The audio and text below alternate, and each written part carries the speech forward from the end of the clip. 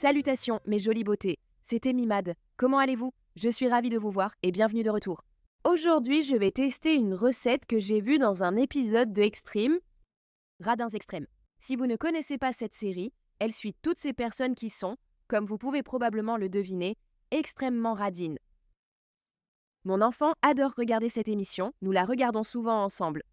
Et dans l'un des épisodes, Stéphanie a préparé des lasagnes dans le lave-vaisselle.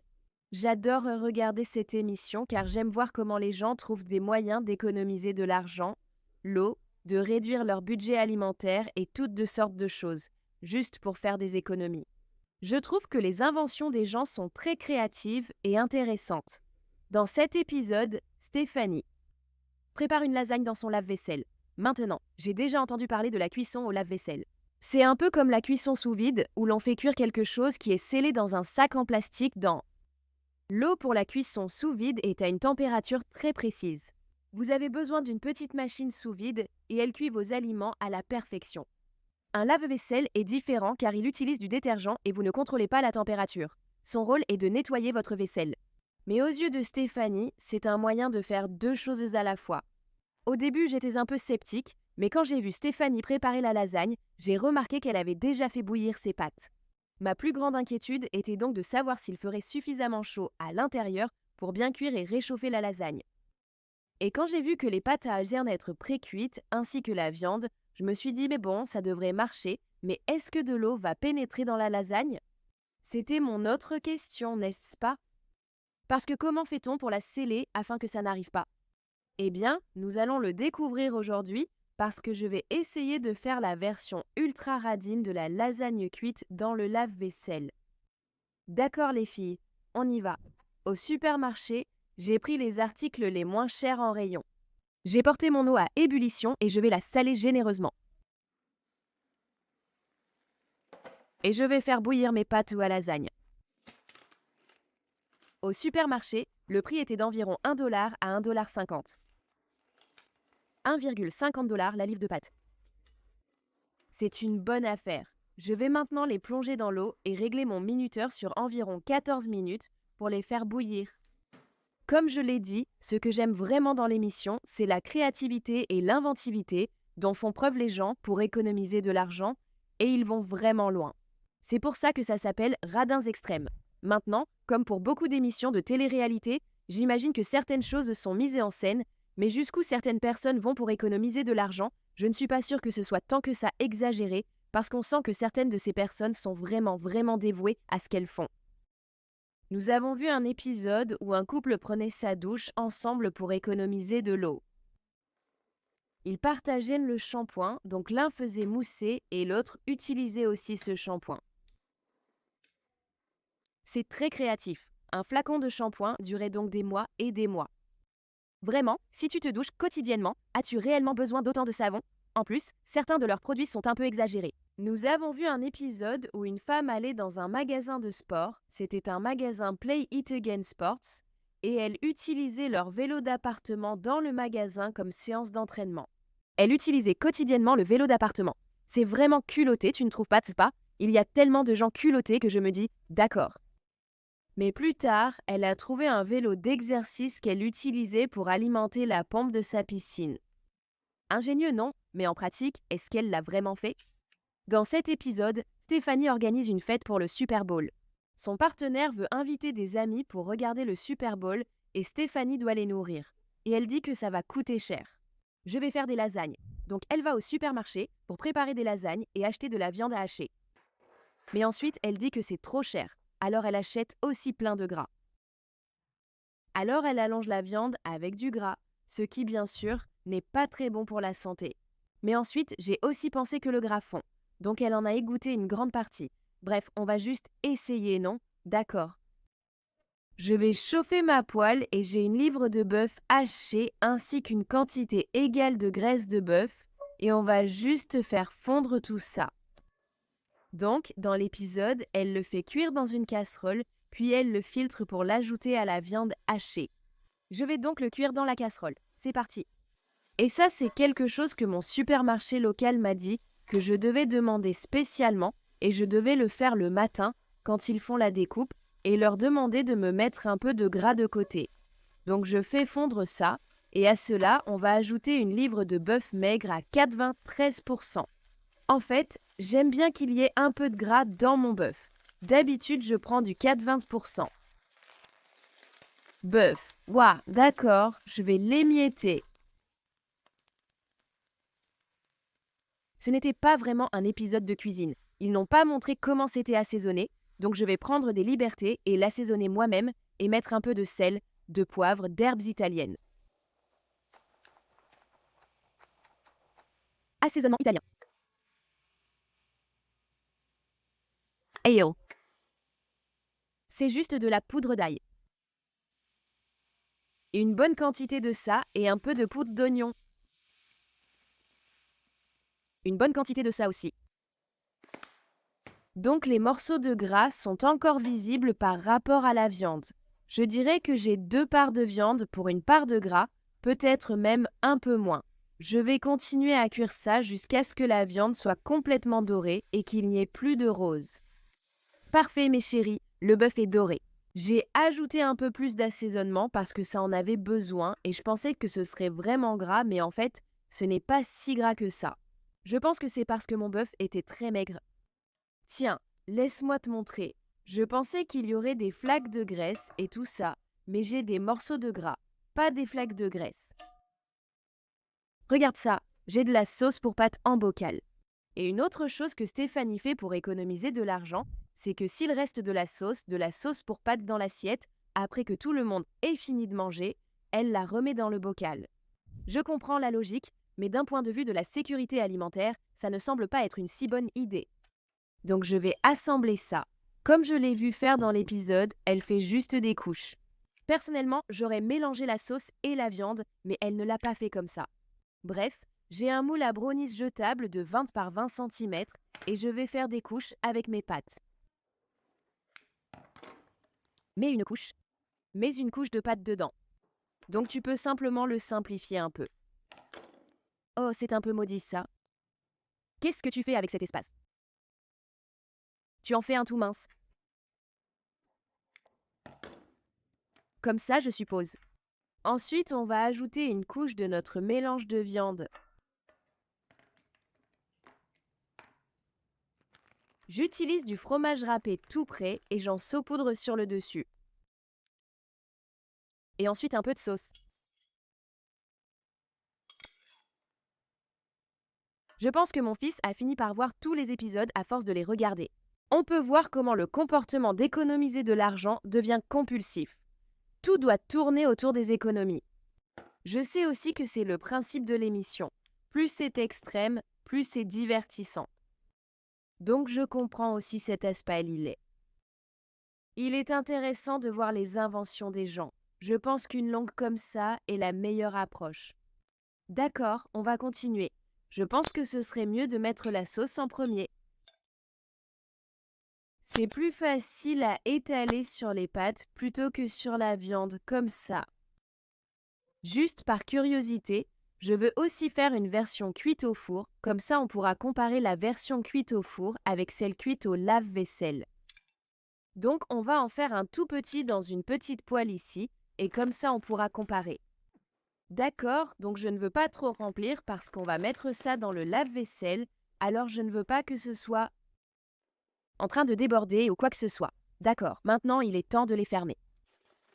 Pour l'autre, c'est simple, on va le couvrir de papier aluminium. Cuire à 180-190 degrés Celsius pendant environ 45 minutes à 1 heure, ce qui est typique pour une lasagne. Et puis pour la version lave-vaisselle, on va l'emballer comme mince. Je vais juste le faire. Donc je le scelle par le bas et je le soulève par-dessus. Et ensuite je vais le faire de haut en bas. Tu vois, rien que le prix du papier aluminium me fait penser que je ne sais pas si ça va vraiment être économique. Eh bien, tu fais déjà la vaisselle, non? Donc c'est un peu comme de la cuisson passive. D'accord, donc une autre couche d'huile et je vais dans le sens opposé. J'essaie vraiment de tout faire pour empêcher l'eau d'entrer dans la lasagne. D'accord, ça marche. C'est aussi serré que possible. Maintenant, je vais mettre ça au four. En fait, ça fait vraiment du bien. Il s'agit de papier aluminium très résistant. Je vais le mettre dans mon lave-vaisselle et le faire cuire pendant 1h30 tout en lavant ma vaisselle. On reviendra ensuite pour goûter ça. Pendant ce temps, on va cuire celui-ci au four avant de le goûter. Je sens que je vais adorer ça. À tout de suite.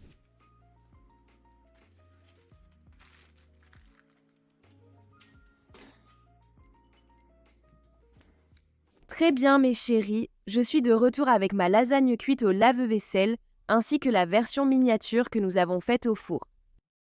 Les deux utilisent la même recette pour les ingrédients, seule la méthode de cuisson change. Cela a pris pas mal de temps à cuire. Je l'ai fait sur un cycle complet, donc environ 2 heures, et c'est bien chaud, alors voyons à quoi ça ressemble. Très bien, donc nous avons ici 4 couches d'huile, d'accord ? La couche du dessus est clairement humide, la deuxième couche a l'air humide aussi. D'accord, celle-ci a l'air sèche en fait. Je pense que ça va aller. Donc ça c'était la 3e couche et voici la 4e. D'accord, rapprochons-nous un peu, c'est parti. Je ne sais pas si ça a été assez chaud, le fromage n'est pas complètement fondu. Quoi ? Ça n'a pas l'air bon. Je ne sais pas les amis. Comparons ça avec les versions faites au four. Oh. Et voici la version au four qui est clairement complètement fondue et il y a une couche de vapeur et je pense que c'est de l'eau, ce n'est pas de la graisse. D'accord, donc je pense que nous avons réussi à empêcher l'eau d'entrer avec 4 couches, de papier aluminium très épais. Dans l'épisode de Radins extrêmes, le petit ami de Stéphanie s'est plaint que la lasagne n'était pas bonne et qu'elle était trop aqueuse. Donc de l'eau a dû s'infiltrer. Mais je pense que nous avons réussi de ce côté-là. Il n'y a pas d'eau. Je devrais augmenter la température du chauffe-eau siphon car le fromage ne semble pas complètement fondu. C'est resté chaud pendant 2 heures, mais il est possible que la chaleur n'ait pas traversé toutes les couches d'aluminium. Je ne suis pas certain. Très bien, allons-y et coupons-le. Ça se coupe bien. Voyons si on peut retirer celui du milieu. Oh, voilà la lasagne. C'est brûlant. Le fromage à l'intérieur a fondu, mais celui du dessus non. À l'intérieur, ça semble correct. Ça a l'air correct. Voici la version cuite au four qui semble mieux cuite que celle passée au lave-vaisselle qui paraît un peu molle. Très bien, ce sera ma toute première dégustation de lasagne cuite dans un lave-vaisselle. Voilà, regardez comment ça se coupe. C'est bon. Oh, et c'est aussi fait avec beaucoup de graisse de bœuf. Pour étirer la viande, ce n'est pas très juteux. Mais essayons, c'est une perte heureuse.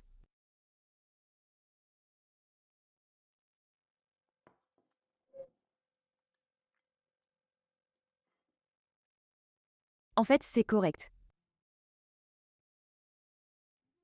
Les pâtes sont tendres, la viande est correcte. C'est un peu grossier et c'est étonnamment pas gras. Je pense que la version de Stéphanie contient plus de gras.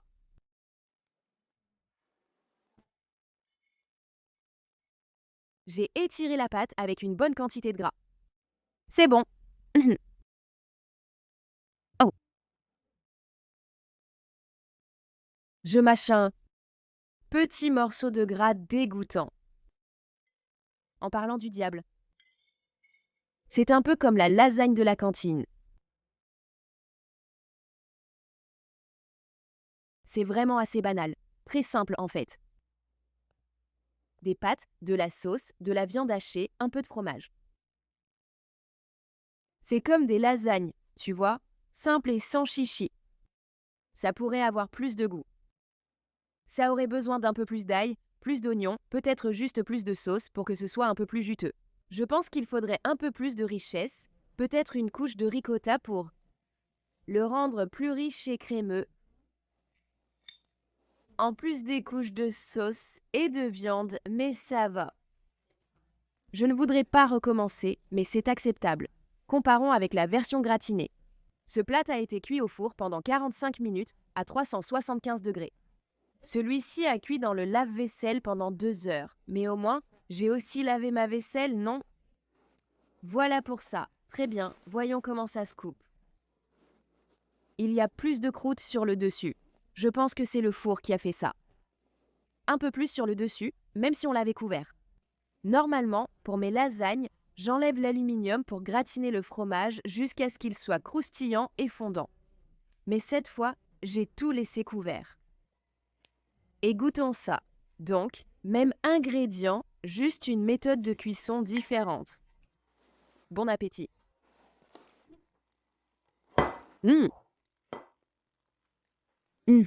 J'aime beaucoup plus celui-ci. J'ai l'impression que toutes les saveurs sont plus harmonieuses. La sauce pour pâtes a vraiment été absorbée par les nouilles, donc elles sont plus savoureuses. Plus tendre. Et moins mou. L'autre était un peu flasque et mou en texture. Alors que celui-ci est tendre et a absorbé plus de sauce, la viande, encore une fois, n'a pas un goût gras, mais a un petit peu de cartilage dedans. Encore une fois, je pense que c'est parce que j'ai utilisé du bœuf haché maigre avec un peu de gras, donc ça a plutôt bien fonctionné d'une certaine manière. Oui, c'est en fait pas mal, rien d'extraordinaire, mais c'est correct, pas mauvais. Je ne crois même pas que ça ait besoin de ricotta du tout. La version faite au lave-vaisselle semblait nécessiter un élément supplémentaire pour maintenir le tout. Mais si tu la fais cuire au four, les pâtes absorbent toute la sauce, elles deviennent très savoureuses, les couches sont plus cohérentes et les saveurs fonctionnent bien ensemble. Donc oui, tu peux faire une version économique de la lasagne en l'étirant avec un peu de matière grasse, c'est tout à fait possible, mais fais-la cuire au four à la place. Je pense que tu obtiendras de bien meilleurs résultats. Mais si tu tiens vraiment à cuisiner dans ton lave-vaisselle, assure-toi de bien sceller, encapsuler ou protéger ta nourriture de l'eau, de lavage pour qu'elle cuise correctement. Franchement, je ne referai jamais cuire ma lasagne dans le lave-vaisselle. Ce n'est pas adapté pour ça. Peut-être que pocher du poisson serait mieux. Je ne crois pas avoir déjà vu ça circuler. Oui, en résumé, je ne recommande pas de cuire votre lasagne dans le lave-vaisselle. Du poisson, un aliment plus délicat, pourrait être cuisiné avec de bons résultats. Si vous le faites, emballez soigneusement la nourriture pour éviter que l'eau sale ou le détergent du lave-vaisselle ne la contamine. Vous ne voulez pas de détergent dans vos aliments. Mais la recette elle-même est bonne si vous la cuisinez. Cuisinez les lasagnes au four comme d'habitude, c'est parfait. C'est des lasagnes sans chichi, très très simples et basiques. Très bien mes chéris, maintenant toi et moi savons toutes les deux quel goût ont les lasagnes grâce à cet épisode de Extreme Cheapskates. Merci d'avoir regardé, j'espère que tu as aimé et appris quelque chose. Partage cette vidéo avec tes amis, s'il te plaît. Suis-moi sur les réseaux, like la vidéo, abonne-toi, à la prochaine. Salut, prends soin de toi, au revoir.